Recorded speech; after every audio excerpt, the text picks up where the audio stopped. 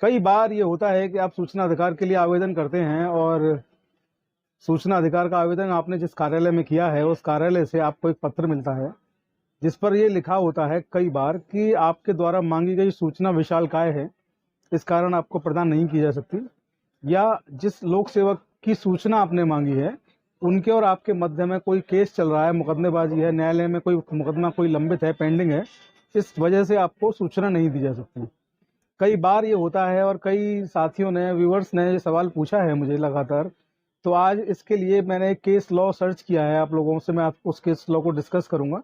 तो आप लोग कागज कलम लेकर के बैठ जाएं और ऐसा कोई आपको आदेश अगर मिलता है, ऐसा कोई पत्र आपको मिलता है, तो इस परिस्थिति में इस केस का हवाला दे करके एक बहुत ही अच्छा एक केस लॉ है ये। और इसमें जो है आप स्टेट हाई कोर्ट का केस है और इस केस का हवाला देकर के अपनी सूचनाओं को आप पा सकते हैं। तो आइए, वीडियो शुरू करने से पहले मैं Prateek Chaudhary, advocate, Chaudhary legal associate पर आपका स्वागत, आपका वेलकम, आपका अभिनंदन करता हूं।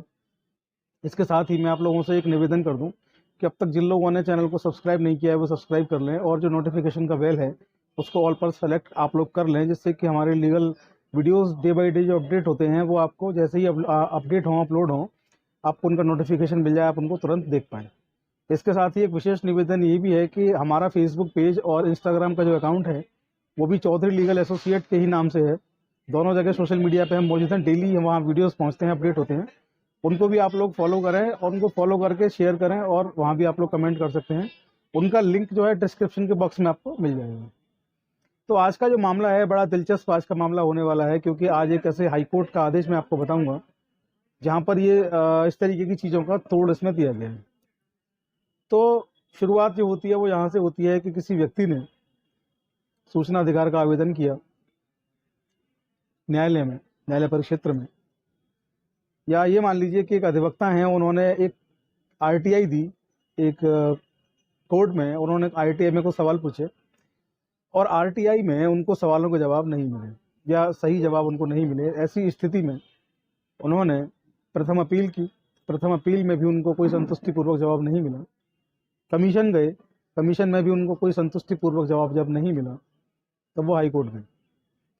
और हाई कोर्ट गए तो हाई कोर्ट में जब उन्होंने इस बात को कहा, इस बात को रखा, तो बड़ा चौंकाने वाला मसला आया, क्योंकि जब उनको पहला जो आवेदन उन्होंने दिया था तो उस आवेदन के जो जवाब में जो उनको कार्यालय से पत्र मिला जहां उन्होंने सूचना के लिए आवेदन किया, वहां पे लिखा हुआ था कि सूचना विशालकाय है, सूचना इतनी बड़ी, इतनी वृहद है कि आपको सूचना हम प्रदान नहीं कर सकते हैं।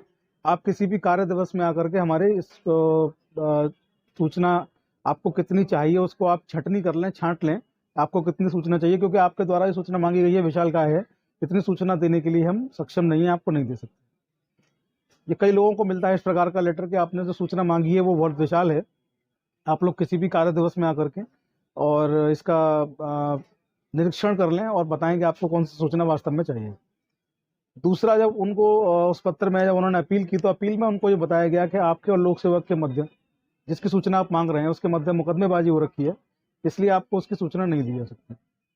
जब मामला हाईकोर्ट में गया, हाईकोर्ट ने दोनों पक्षों को सुना, तब हाईकोर्ट ने बहुत बेहतरीन आदेश इस मुकदमे में जारी किया। और हाईकोर्ट का आदेश जो था वो ये था कि किसी भी व्यक्ति को सूचना विशालकाय है, आप कार्यालय आकर निरीक्षण कर लें, उसके बाद आप बताएं कि सूचना कितनी आपको देनी है। या आप नहीं कह सकते सूचना बहुत बड़ी है, बहुत ज़्यादा पन्नों में है, आप उसकी कॉस्ट मांग सकते हैं 2 रुपये पेज के हिसाब से, फ्लॉपी के हिसाब से 50 रुपये मांग सकते हैं, डिस्क के हिसाब से, पेन ड्राइव के हिसाब से आप मांग सकते हैं। लेकिन आप ये नहीं कह सकते कि सूचना बहुत बड़ी है, हम आपको प्रदान नहीं कर सकते।